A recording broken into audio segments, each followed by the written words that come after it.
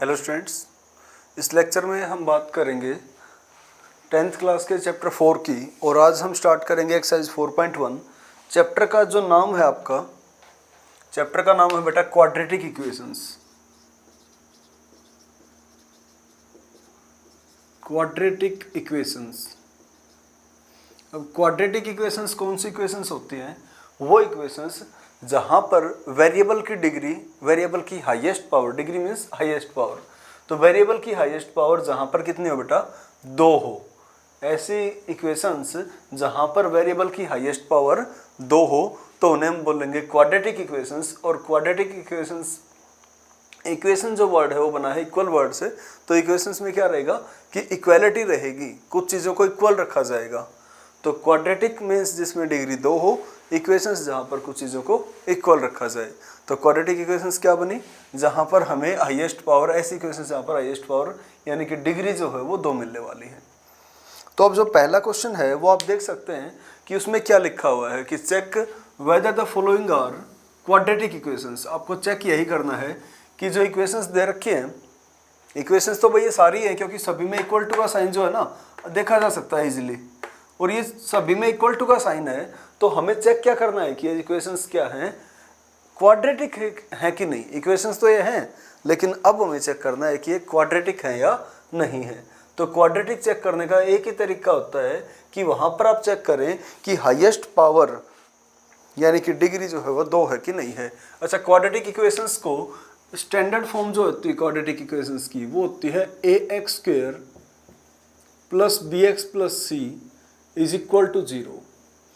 ax² + bx + c is equal to 0 where a is not equal to 0, कि जहाँ पर a जो है वो 0 ना हो। क्योंकि अगर a की वैल्यू 0 ले ली तो 0 इंटू एनीथिंग 0 हो जाएगा, और वहाँ पर फिर हाईएस्ट पावर हमारी 1 बचती है।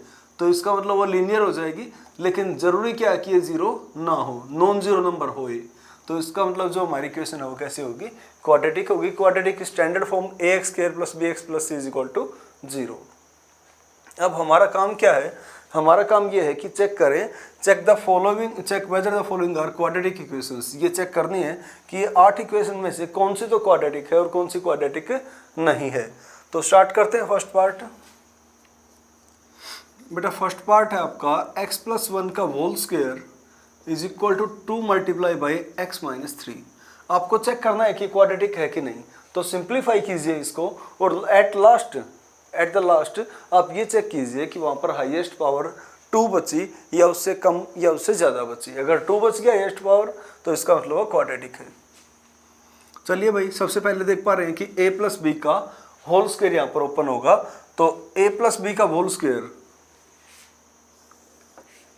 a + b का whole square, a² + b² + 2ab। तो क्या करें बेटा, यहाँ से a + b का होल स्क्वायर खोल लेंगे तो a का काम करेगा प्लस से पहले वाली क्वांटिटी, b का काम करेगी प्लस के बाद वाली क्वांटिटी। जैसे यहाँ था ना कि प्लस से पहले a प्लस के बाद b, तो यहाँ पर a का काम कौन करेगा? x, और b का काम करेगा 1। तो होल स्क्वायर खोल देते हैं भाई। तो क्या आ जाएगा बेटा? सबसे पहले a का स्क्वायर मीन्स x का स्क्वायर, प्लस फिर कौन है बेटा? b का स्क्वायर। b कौन? जो प्लस के बाद आया, तो प्लस के बाद आया 1, तो 1 का स्क्वायर प्लस 2ab। तो 2 × a × b, a का काम x ने किया, b का काम 1 ने किया, और यहाँ पर 2 को अंदर मल्टीप्लाई किया तो ये बन गया 2x - 6। 2 3 6 हो गए यहाँ से। अब क्या कर सकते हैं कि x² + 1 का स्क्वायर 1, और इसको मल्टीप्लाई कर दिया तो आ गया आपके पास 2x। अब जो राइट हैंड साइड में आपको दिख रहा है 2x - 6, ये लेफ्ट हैंड साइड में आएगा। जब जब साइड चेंज होगी तब तब साइन चेंज होगा। तो ये जो प्लस का 2x है ये आ गया माइनस का 2x, और माइनस का 6 बन गया प्लस का 6 इज इक्वल टू 0। तो यहाँ से अब 2x से 2x कैंसिल, बच के आया हमारे पास x² + 7 इज इक्वल टू 0। ये फाइनल रिजल्ट आया। और अब हमें इस इक्वेशन को चेक करना है कि क्वाड्रेटिक है कि नहीं। क्वाड्रेटिक ये तब रहेगी जब यहाँ पर हाईएस्ट पावर 2 हो। तो वेरिएबल की हाईएस्ट पावर, वेरिएबल की हाईएस्ट पावर यहाँ पर कितनी है बेटा? 2। 2 से बड़ी कोई पावर नहीं है और 2 वाली प्रेजेंट भी है, तो इसका मतलब ये कैसी होगी, क्वाड्रेटिक इक्वेशन। भले ही इसमें बीच वाली टर्म ना आए लेकिन फिर भी हाईएस्ट पावर जो है वो तो 2 ही हुई ना, तो इसलिए लिख देंगे yes it is a quadratic equation. तो ये क्वाड्रेटिक इक्वेशन भाई हमारी है। तो इसी तरीके के बहुत ही सिंपल से क्वेश्चंस है आज हमारे। नेक्स्ट जो पार्ट है उसको आप देख सकते हैं, सेकंड पार्ट। तो सेकंड पार्ट में तो आप इजीली कर भी लेंगे काम बेटा। उसमें करना ही क्या है, यहाँ पर क्या करेंगे, लेफ्ट तो सारा सोल्व है, इसमें तो कुछ आगे कर नहीं सकते। राइट हैंड साइड में -2 को अंदर मल्टीप्लाई कर देना और फिर देख लेना कि एक्स स्क्वायर बचेगा कि नहीं बचेगा। वैसे इस क्वेश्चन के अंदर एक्स स्क्वायर बचेगा, क्योंकि यहाँ से एक्स स्क्वायर बनेगा नहीं तो ये वाला एक्स स्क्वायर कटेगा नहीं किसी से, तो एक्स स्क्वायर तो बच जाएगा और उससे बड़ी पावर बननी नहीं। तो सेकंड का आंसर भी यस आना है, लेकिन आपको इसको पूरा सोल्व करके दिखाना पड़ेगा, तभी आपको इसके मार्क्स पूरे मिलेंगे। जैसे थर्ड पार्ट है बेटा, अब थर्ड पार्ट में क्या करना है, अभी हमें इसको फिर से चेक करना है क्वाड्रेटिक है कि नहीं। तो क्या करेंगे, मल्टीप्लाई करेंगे। चलो करा देता हूँ कि यहाँ से जो है आपका x - 2 into x plus 1 is equals to x - 1 and x plus 3। अब इनको मल्टीप्लाई करके ये चेक करना है लास्ट में कि एक्स स्क्वायर बचेगा कि नहीं बचेगा, और उससे कोई बड़ी पावर तो नहीं बच जाएगी। तो मल्टीप्लाई कर लेते हैं बेटा।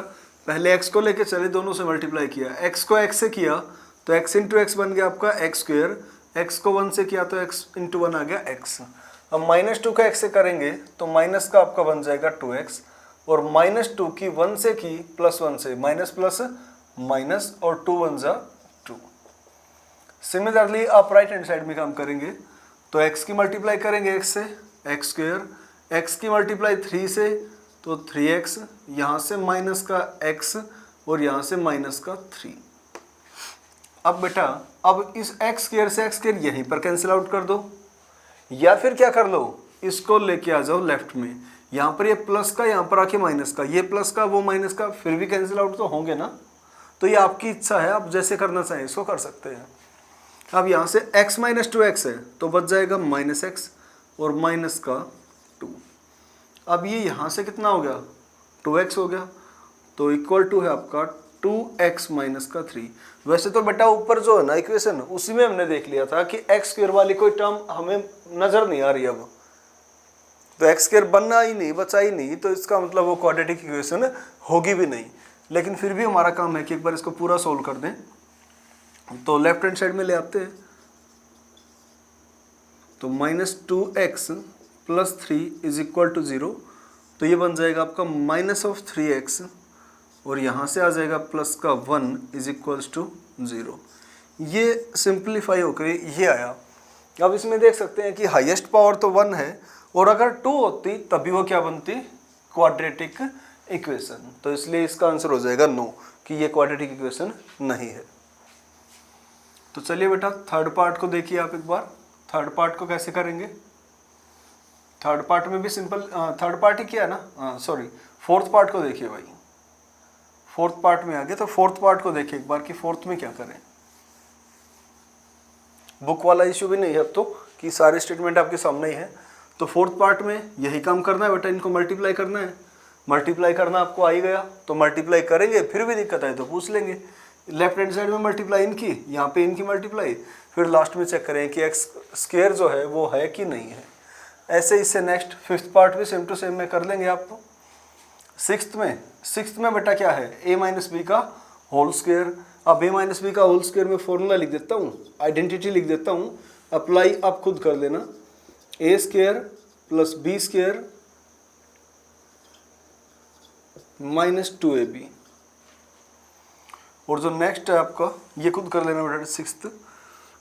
सेवंथ में है a + b का होल क्यूब, वो भी मैं लिख देता हूँ, a³ + b³ + 3a² b + 3ab²। और इसके बाद जो नेक्स्ट पार्ट में आपका यूज होगा वो होगा a - b का होल क्यूब, तो वो भी लिख देता हूँ, a³ - b³ - 3a² b + 3ab²। यानी कि केवल लास्ट में प्लस आएगा क्यूब माइनस वाले में, उसके अलावा सारे के सारे आपके जो हैं नेगेटिव रहेंगे। तो इस तरीके से आइडेंटिटीज़ हैं, इनको आप एक बार नोट कर लो और इनको जो है ना आगे बढ़ने से पहले इनकी ज़रूरत हमें पड़ने वाली है बार बार, इनके बगैर काम नहीं चल सकता। तो अभी मैं करा देता हूँ एक बार आपको, 7th पार्ट आप खुद कर लेना बेटा। इसमें x प्लस ए प्लस बी का होल क्यूब खोलना है, वो आप खुद कर लेना। x माइनस 2 का होल क्यूब खोलना है, तो इसमें a माइनस बी का होल क्यूब का फॉर्मूला लगेगा, ये मैं करा देता हूँ। तो और इसका लास्ट पार्ट जो है 8th वो कर रहे हैं अभी हम, बाकी सभी आप ट्राई करेंगे, दिक्कत आई तो पूछेंगे। 8th पार्ट की स्टेटमेंट थी आपकी x cube minus 4x square minus x plus 1 is equal to x minus 2 का होल क्यूब। तो बेटा सबसे पहला काम हमें क्या करना है, सबसे पहले तो लेफ्ट हैंड साइड को देख रहे हैं, तो वहाँ पर कोई भी टर्म ऐसी नहीं है जो कि लाइक क्वांटिटी हो।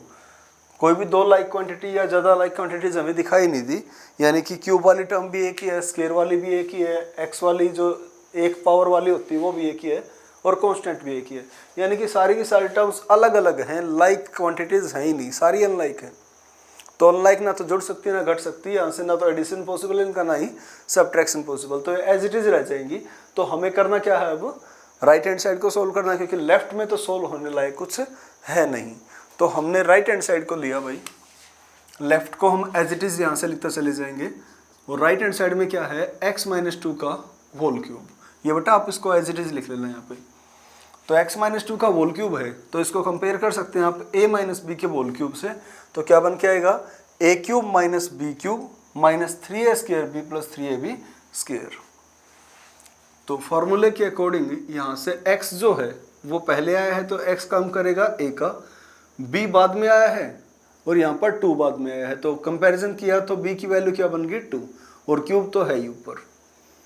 तो फॉर्मूले के अकॉर्डिंग पहले क्या आएगा, a क्यूब, a का काम कर रहा था x, तो a का क्यूब, फिर बेटा माइनस में b क्यूब, तो माइनस अंदर लिखेंगे b का क्यूब, b को ना आपका 2, तो 2 का cube, minus 3a square b, a का स्क्वायर इंटू b, a का काम किया x ने, b का काम किया 2 ने, फिर प्लस 3ab स्क्वायर, तो 3ab का स्क्वायर, 3ab का स्क्वायर, a का काम कौन कर रहा था x, और b का काम कर रहा था 2। सिंपल कैलकुलेशन है, ज़्यादा कुछ समझाने लायक बातें इस क्वेश्चन में नहीं है।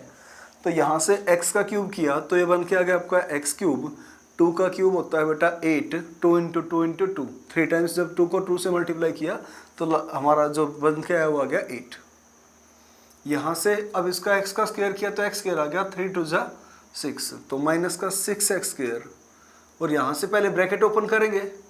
मैं बार बार बताता हूँ आपको कि बदमाश जो है, बोर्ड मास जो है, उसके अकॉर्डिंग हम चलते हैं, पहले ब्रैकेट, फिर डिवाइड, फिर मल्टीप्लाई, फिर एडिशन, फिर सब्ट्रैक्शन। ऑफ जो है छोटी क्लासेस में आता था, अब आपका आएगा नहीं। तो यहाँ पर क्या करेंगे बेटा, आप यहाँ पर पहले ब्रैकेट खोल लेंगे, तो 2 का स्क्वायर हो गया 4, और उस 4 की मल्टीप्लाई 3 से की तो बन के आ गया 12, और साथ में है आपका x। ठीक है भाई, अब लेफ्ट हैंड साइड को एज इट इज उतार लो, तो x cube minus 4x square minus x plus 1 ये है। तो अब अगर आप देखेंगे तो x क्यूब से x क्यूब कैंसिल, बच गया हमारे पास minus 4x square minus x plus 1, और इन तीनों टर्म्स को लेफ्ट हैंड साइड में लेके आए तो माइनस वाली टर्म बन गई प्लस का 8, ये बन गई बेटा प्लस का 6x स्क्वायर, और ये क्योंकि प्लस का था तो लेफ्ट में आके हो गया माइनस का 12x, और राइट से सारी ही टर्म्स आ गई तो इक्वल टू बच गया केवल 0। अब यहाँ से आप चेक करें, स्क्वायर वाली 2 टर्म्स है हमारे पास, तो 6x स्क्वायर में से 4x स्क्वायर गया तो बच गया हमारे पास 2x स्क्वायर, और माइनस 12x माइनस x हो गया आपका माइनस का 13x, प्लस 1 प्लस 8 टोटल हो गया प्लस का 9 इज इक्वल टू 0। अब हमें वही बात चेक करनी है कि यहाँ पर डिग्री 2 है कि नहीं, तो लिख देंगे here degree is 2, here degree is equal to 2, कि यहाँ पर जो डिग्री है वो कितनी है बेटा 2, हेयर डिग्री इज 2 लिख देना, यहाँ पर डिग्री 2 है, इसलिए देयरफॉर क्या हो जाएगा, it is a quadratic equation, it is a quadratic equation. तो इसलिए क्या बेटा है कि ये क्वाड्रेटिक इक्वेशन है। तो जो फर्स्ट क्वेश्चन था उसको आप पूरा कर लेंगे अब, और फर्स्ट क्वेश्चन से अब हम आगे बढ़ते हैं बेटा सेकंड क्वेश्चन की तरफ।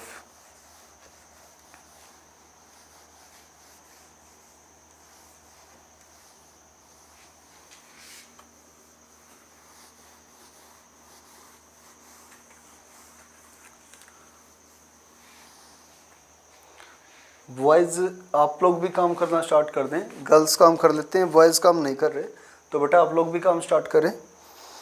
तो सेकंड क्वेश्चन है the area of a rectangular plot is 528 meter square. इससे ऊपर लिखा हुआ है स्टेटमेंट सेकंड क्वेश्चन की, represent the following situations in the form of quadratic equations. Represent कीजिए, इनको शो कीजिए द फॉलोइंग सिचुएशंस, जो सिचुएशंस दे रखी है ना, जो सिचुएशन दे रखी है बेटा उसको रिप्रेजेंट करना है in the form of quadratic equation. किसकी फॉर्म में? क्वाड्रेटिक इक्वेशन की फॉर्म में। और जैसे फर्स्ट पार्ट है हमारा, the area of a rectangular plot is 528 meter square. The area of rectangular plot is 528 meter square. एक रेक्टेंगुलर प्लॉट है जिसका एरिया 528 मीटर स्क्वायर। और आगे लिखा the length of plot in meters is 1 more than twice its breadth. क्या लिखा बेटा second line, the length of the plot, plot की जो लेंथ है बेटा, एरिया तो कितना है प्लॉट का 528, और जो प्लॉट की लेंथ है ना इज 1 मोर देन, वो एक ज़्यादा है ट्वाइस इट्स ब्रेड्थ। किससे? ब्रेड्थ के ट्वाइस से। जो ब्रेड्थ है उसके ट्वाइस से एक ज़्यादा कर दें तो वो लेंथ बन जाएगी। Length is 1 more than twice its breadth. Length क्या है? एक ज़्यादा उसकी ब्रेड्थ के ट्वाइस से। ब्रेड्थ जितनी है, ब्रेड्थ का क्या करेंगे बेटा? ट्वाइस, और उसमें एक जोड़ देंगे तो वो बन जाएगी लेंथ। ऐसा इसने बताया है हमारे को, गिवन है चीज़ें। We need to find the length and breadth of the plot. हमें लेंथ और ब्रेड्थ निकालनी है। तो चलिए एक बार स्टार्ट करते हैं क्वेश्चन को। क्वेश्चन के अंदर लेंथ और ब्रेड्थ निकालनी है बेटा। थर्ड चैप्टर आपने जो किया, उस थर्ड चैप्टर के अंदर हम 2 वेरिएबल लेके चलते थे, क्योंकि दोनों के बारे में ही हमें कोई भी क्लू नहीं होता था। जो 2 चीज़ें हमें माननी पड़ती थी उनके बारे में हमें कोई क्लू नहीं होता था, तो इसलिए दोनों को ही मानना पड़ता था। जैसे एक बैट की, जैसे बैट और बॉल वाला क्वेश्चन था, तो वहाँ पर बैट्स की कीमत, जो एक बैट की कीमत है वो हमने x मान ली, और दूसरे बैट जो बॉल की कीमत है वो हमने y मान ली थी।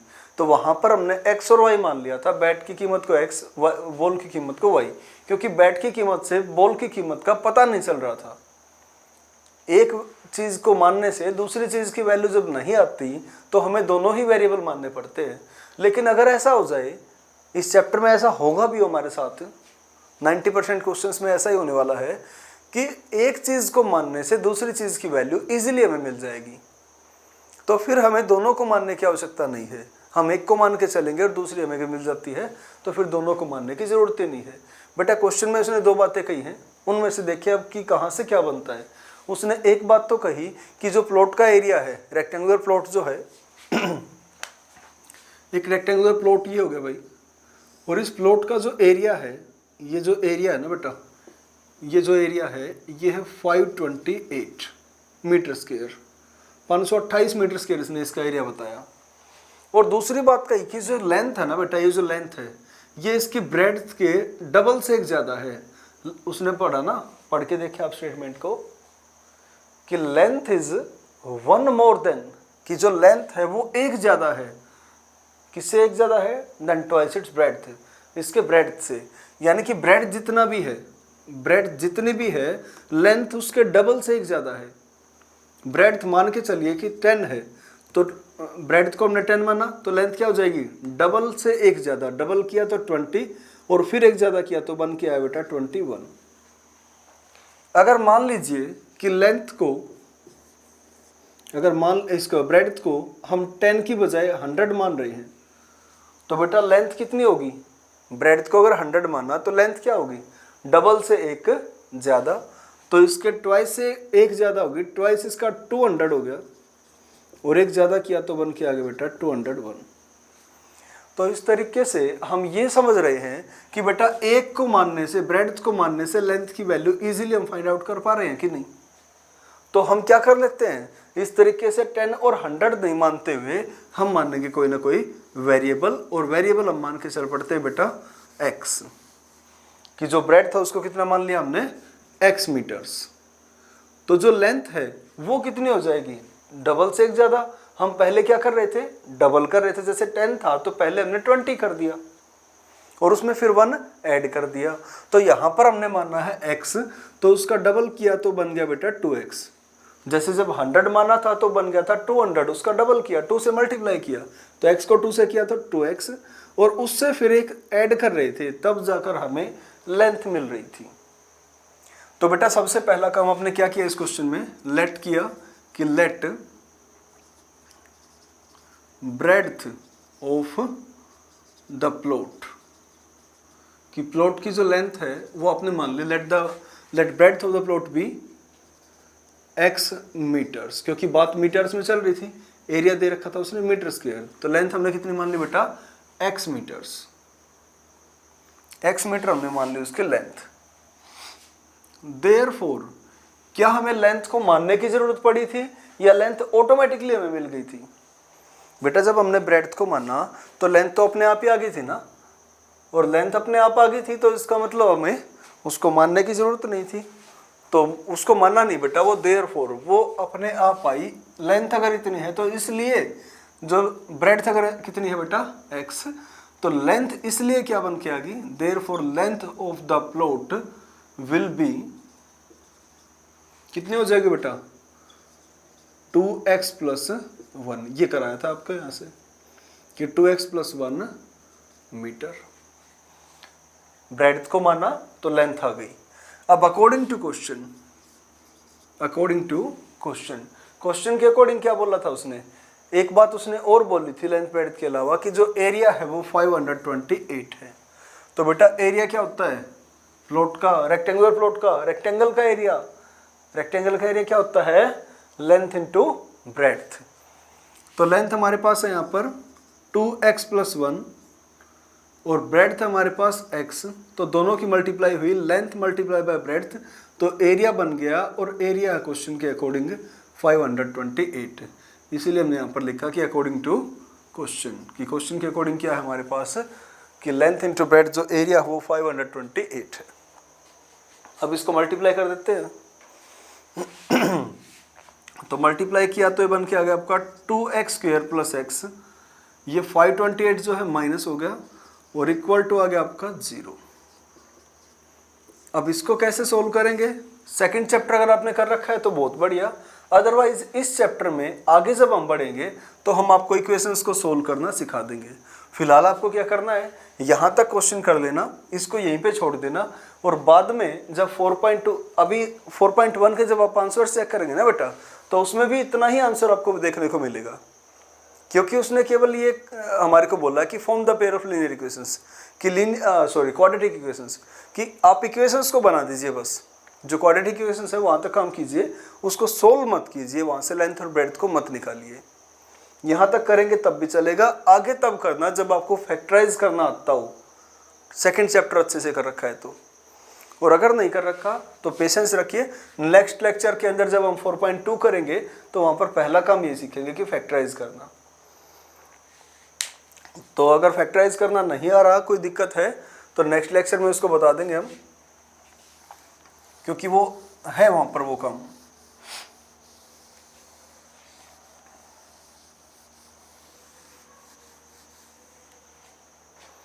चलिए भाई, सेकंड क्वेश्चन, सेकंड का फर्स्ट पार्ट हो गया हमारा, अब सेकंड का सेकंड पार्ट देखते हैं।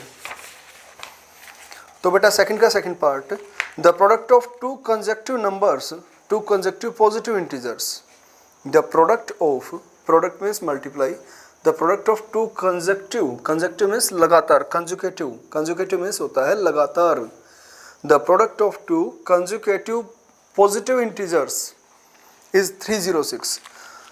दो लगातार पॉजिटिव इंटीजर है बेटा हमारे पास, और उनका जो प्रोडक्ट है वो है 306। सिंपल से एक लाइन कही है कि दो लगातार इंटीजर हैं, पॉजिटिव है दोनों, तो दो नंबर कह लेते हैं हम सिंपल, कि दो नंबर है हमारे पास, लगातार नंबर है बेटा, लगातार नंबर है, और उनकी मल्टीप्लाई किया तो आया 306। दो बातें, एक तो क्या है वो कंजक्टिव, और एक उनकी मल्टीप्लाई कितनी है 306। दो बातें बेटा, एक तो है वो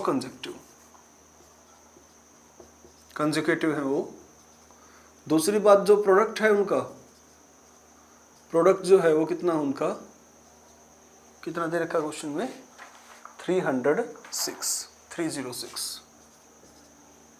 ये दो कंडीशन उसने बता रखी है, दो बातें उसने बता रखी क्वेश्चन के अकॉर्डिंग, और हमें वो दोनों नंबर फाइंड आउट करने हैं। तो सबसे पहले तो कंजक्टिव जो हैं, कंजुगेटिव जो हैं, लगातार जो होते हैं, लगातार के लिए हम क्या करते हैं कि अगर एक नंबर हमने 10 मान लिया तो दूसरा बेटा 11 हो जाएगा। एक अगर हमने 100 मान लिया तो दूसरा 101 हो जाएगा। एक 20 है तो 21 हो जाएगा, 25 है तो 26 हो जाएगा। लगातार है ना बेटा। लगातार में क्या होता है कि जो एक है तो जस्ट उससे नेक्स्ट, और उससे नेक्स्ट जो आ रहा है बार बार, जैसे 10 तो 11, 100 तो 101, 20 तो 21, 25 तो 26, 50 तो 51, 70 तो 71 और 81 तो 82। ये जो बाद वाला नंबर आ रहा है, जो लगातार वाला नंबर है बाद में, वो कैसे आ रहा है? वो नंबर आ रहा है बेटा उसमें 1 ऐड करके। तो हमने ये देखा कि एक को मानने से दूसरा अपने आप मिल रहा है, तो दोनों को मानने की जरूरत तो नहीं है, तो एक को मानते हैं दूसरा अपने आप आ जाएगा। तो लेट कर देते हैं कि let first number is equal to x, या बी लिख लेना, वो आपकी मर्जी से, कोई फर्क नहीं पड़ता। Let first number is equal to x, therefore second number is equal to x plus 1। Second number कैसे आ रहा था बेटा? 10 था तो 11 आया कैसे? 1 ऐड करके। 20 था तो 21 कैसे आया? 1 ऐड करके। 57 था तो 58 कैसे आया? 1 ऐड करके। तो इसलिए हमने लिखा वहाँ पर 1 ऐड करके, अकॉर्डिंग टू क्वेश्चन। अब क्वेश्चन के अकॉर्डिंग क्या था कि उनकी जो प्रोडक्ट है ना, एक बात तो हमने यूज़ कर ली भाई कंजक्टिव की। अब क्या कि जो प्रोडक्ट है वो 306 है, तो प्रोडक्ट निकाल लेते हैं। प्रोडक्ट कैसे आएगा? इनकी मल्टीप्लाई करके। तो x multiply by x plus 1, और ये आ गया आपका 306।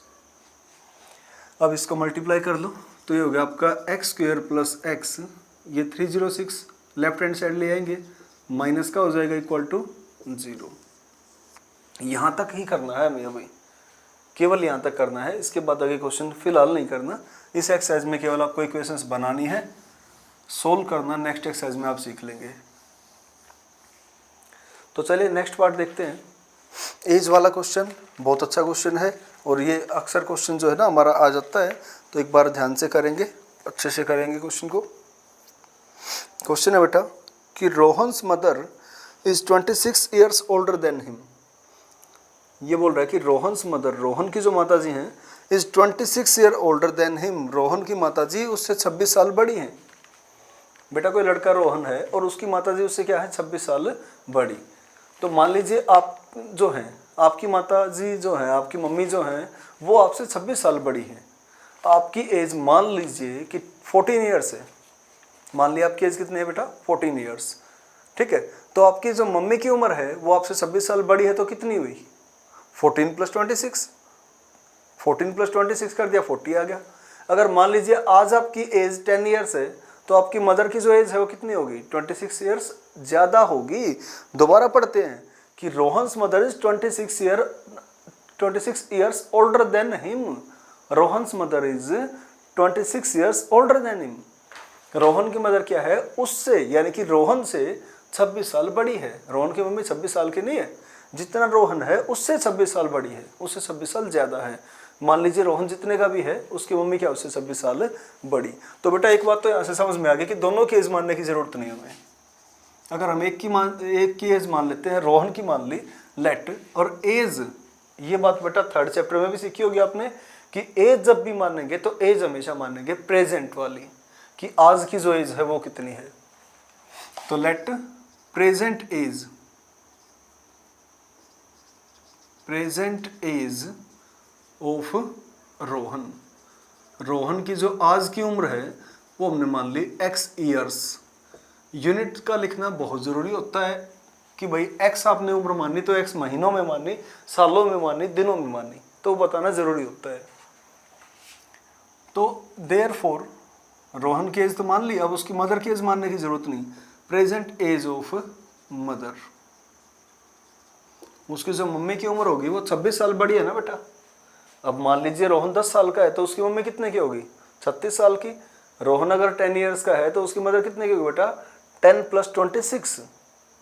तो यहाँ पर कितना मानना है? x, तो उसकी मदर हो जाएगी x + 26। जितना रोहन था उससे 26 साल बड़ी है, 26 साल ज्यादा है, ज्यादा के लिए क्या होता है प्लस। ठीक है भाई यहां तक अकॉर्डिंग टू क्वेश्चन। अब क्वेश्चन में एक बात उसने और बोल रखी है जो अब तक हमने नहीं पढ़ी थी, the product of their age, the product of their age, उनकी जो प्रोडक्ट है, उनकी एज, जो उनकी एज है उनकी प्रोडक्ट। रिपीट कर दें एक बार, the product of their age, उनकी जो उम्र है बेटा उसकी प्रोडक्ट, रोहन और उसकी मम्मी की जो एज है उसका product. 3 years from now will be 360। जो उन दोनों की उम्र है ना वो आज की नहीं बेटा, 3 years फ्रॉम नाउ, आज से 3 साल बाद की, क्योंकि एक फ्यूचर टेंस की हेल्पिंग वर्ब है विल बी, तो आज से 3 साल बाद जो उनकी उम्र होगी उनकी मल्टीप्लाई कितनी आ जाएगी 360। लास्ट टाइम बोल रहा हूं, रिपीट कर देते हैं एक बार फिर से कि the product of their age, उनकी जो उम्र है, उनकी जो उम्र है उसकी मल्टीप्लाई, कब की उम्र और 3 years फ्रॉम नाउ, आज से 3 साल बाद की, आज से 3 साल बाद जो उनकी उम्र होगी उसकी मल्टीप्लाई करें तो 360 आ जाएगा। तो बेटा एक बात समझो कि आज आपकी एज मान के चलो कि आपकी एज मान के चलिए कि 15 ईयर्स है, 15 साल के हैं आप, 3 साल बाद कितने के हो जाएंगे भाई, आज 15 के हैं तो 3 साल बाद कितने के हो गए 18 के। आज अगर 14 साल के हैं तो 3 साल बाद हो गए 17 के। आज अगर मान लो कि मैं 50 साल का हूं तो 3 साल बाद कितने का हो जाऊंगा 53 का, है ना। आज 50 ईयर्स है मेरी एज, तो 3 years आफ्टर कितनी हो जाएगी, कितनी हो जाएगी बेटा 53। जितनी एज हमारी है 3 साल बाद उससे क्या हो जाएगी 3 साल ज़्यादा हो जाएगी, प्लस हो जाएगी। तो बेटा आज की उम्र जो रोहन की है वो x ईयर्स है, तो 3 साल बाद रोहन की उम्र हो जाएगी x+3। अच्छा उसकी मम्मी जो है उसकी भी एज बढ़ेगी ना, हाँ भाई, जो रोहन की एज बढ़ी है 3 साल बाद की हम बात कर रहे हैं, फ्यूचर में चले गए तो रोहन की एज बढ़ गई, क्योंकि 3 साल बाद गए हम, तो रोहन की मम्मी की एज बढ़ेगी कि नहीं बढ़ेगी भाई। कितना ही फेयरनेस जो क्रीम्स है ना वो यूज़ करते रहो लेकिन एज तो बढ़ेगी। तो एज कितनी हो जाएगी 3 इसमें बढ़ के आ गई, 3 बढ़ जाएगी बेटा, तो x+26 तो पहले थी और 3 उसके अंदर ऐड हो गया, वो भी उम्र उसकी बढ़ेगी। तो बेटा दोनों की उम्र बढ़ गई।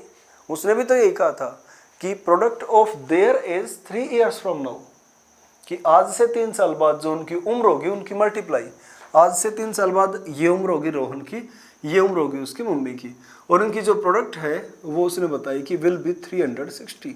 तो ये इनकी प्रोडक्ट इक्वल हो जाएगी 360 की अकॉर्डिंग टू क्वेश्चन। क्वेश्चन में ऐसा बोला है उसने। अब आगे का काम बिल्कुल सिंपल है। अब x तो एज इट इज, और क्योंकि ये लाइक क्वांटिटीज हैं, दोनों ही कांस्टेंट हैं, तो इनको हम ऐड कर सकते हैं। 26 + 3 हो जाएगा 29 = 360। समझ आया भाई। तो इनको मल्टीप्लाई करना आपको सिखा चुका मैं आज लेक्चर में, मल्टीप्लाई कर लेंगे और इक्वेशन यहाँ से बन जाएगी। इक्वेशन से आपको बनानी थी। आज का लास्ट क्वेश्चन देख लेते हैं।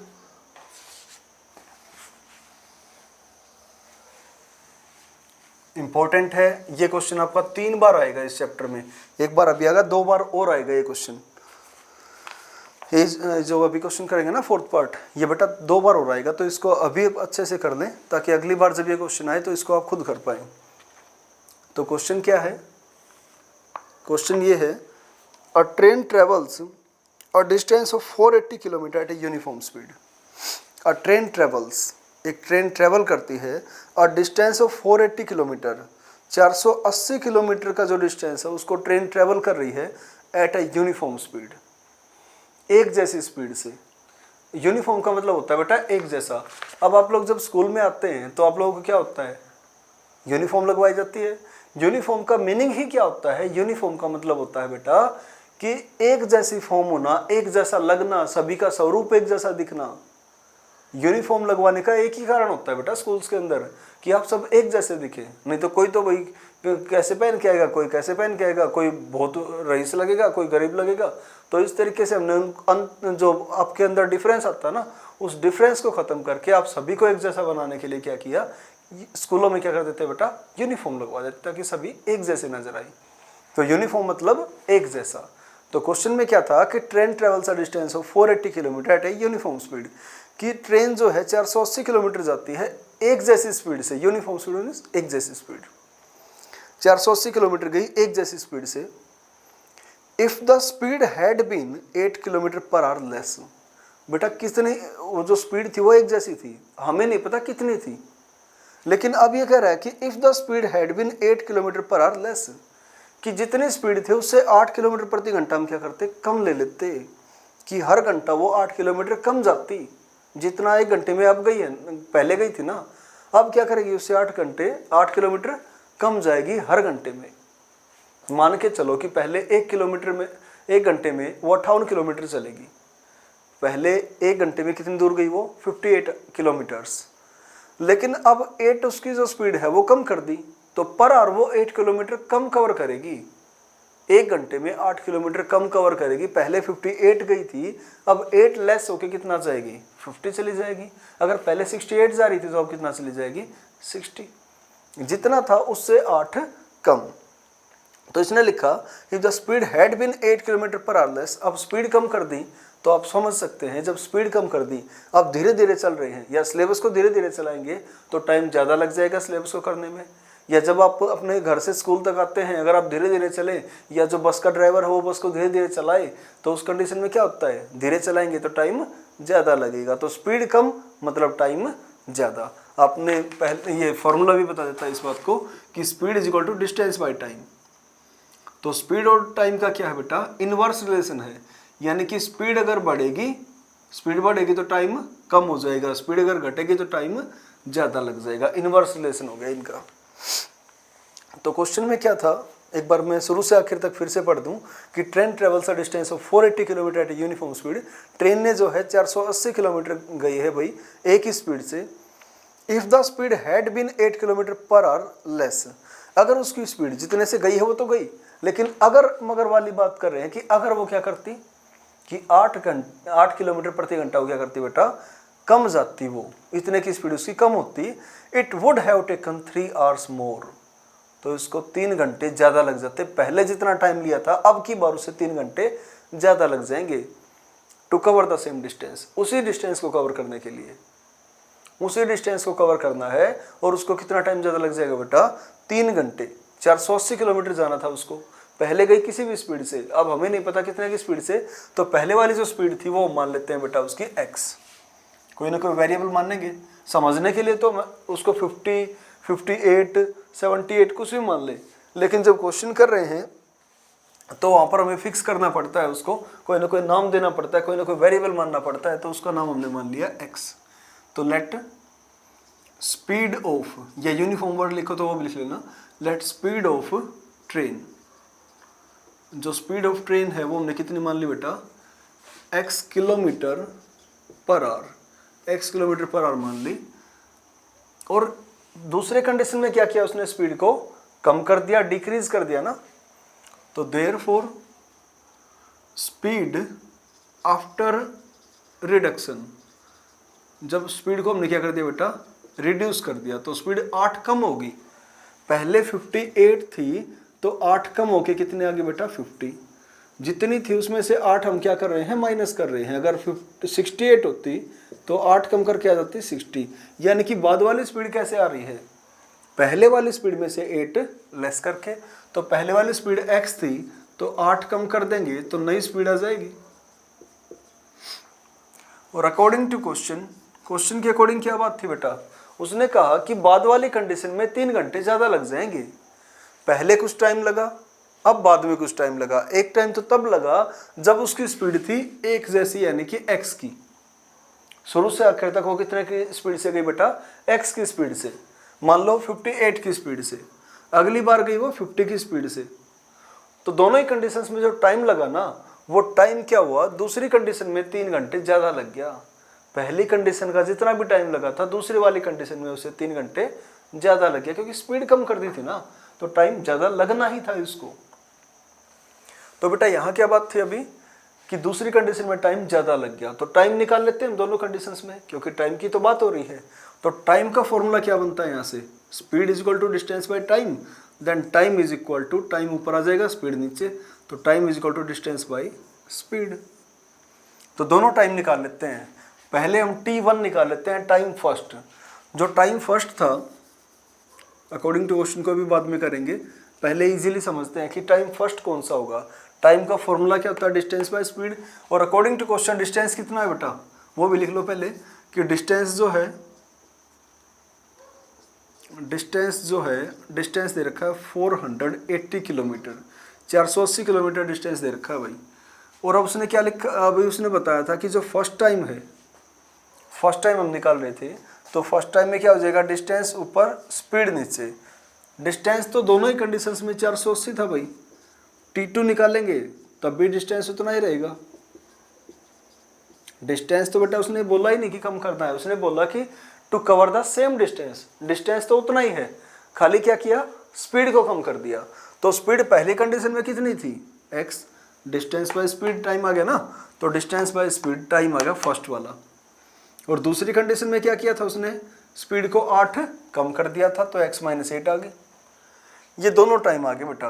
और अकॉर्डिंग टू क्वेश्चन दो टाइम थे बेटा, T1 और T2। जो फर्स्ट टाइम था उसमें जितना भी टाइम लगा, दूसरी बार में 3 घंटे ज़्यादा लग गए थे ना। दूसरे कंडीशन में क्या था, स्पीड कम हो गई थी, तो इसमें 3 घंटे ज़्यादा लग गए। मीन्स यहाँ पर अगर 10 घंटे लगे हैं तो वहाँ पर 13 घंटे लग गए, अगर यहाँ पर 100 घंटे लगे तो वहाँ पर 103 घंटे लग गए, यहाँ पर 50 लगे तो वहाँ पर 53 घंटे लग गए, 53 आवर्स लग गए। तो कोई ऐसी बात कॉमन बताओ जिससे कि ये सारे के सारे इक्वल हो जाएं। तो अगर इन सारों में हम 3 ऐड कर दें तो उन सारों के बराबर हो जाएंगे। यही बात बेटा यहाँ अप्लाई कर दो कि ये वाला जो टाइम है, ये टाइम कम है, ये टाइम ज़्यादा है। और बता भी रखा है कि ये टाइम कितना ज़्यादा है बेटा, 3 ज़्यादा है। तो जो कम है उसमें 3 जोड़ दें तो दोनों टाइम क्या हो जाएंगे, इक्वल हो जाएंगे, जैसे कि नीचे हो गए थे इक्वल। तो अभी T1 जो टाइम था हमारा वो था बेटा 480 बाय में x, इसमें हमने 3 ऐड किया तो इक्वल आया T2 के, यानी कि 480 बाय x - 8। अब यहाँ से आप क्या करेंगे बेटा, यहाँ से आप एलसीएम ले लेंगे। तो एलसीएम आ गया आपका x, ऊपर आ जाएगा आपका 480, x डिवाइड किया बचा 1 की 480 से मल्टीप्लाई की तो आ गया 480, x को 1 से डिवाइड किया x और x की 3 से की तो 3x is equal to 480 by x - 8। अब क्रॉस मल्टीप्लाई करना आपको आता ही है, क्रॉस मल्टीप्लाई आप कर लेना, वहाँ से आपकी इक्वेशन जो है बन जाएगी। और इक्वेशन ही आपको इस क्वेश्चन में बनानी थी। एक बार और देखें इसी क्वेश्चन को, यहाँ से आगे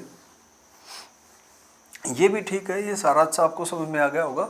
कुछ बच्चों को डायरेक्ट समझा देता हूँ, T1 T2 का चक्कर ही खत्म कर देते हैं। बेटा पहला टाइम क्या था उसका, पहला टाइम था, डिस्टेंस तो था 480, दूसरा टाइम था बेटा उसका डिस्टेंस बाई क्या होगा, स्पीड। जो पहले वाली स्पीड थी वो थी x, ये आ गया बेटा आपका टाइम फर्स्ट। टाइम सेकंड क्या आ जाएगा, 480 बाई x - 8, क्योंकि स्पीड कम हो गई थी उसमें। अब ये डिस्टेंस क्या है बेटा, ये जो टाइम है ये क्या है, ज़्यादा है। ये टाइम क्या है बेटा, 3 घंटे ज़्यादा है।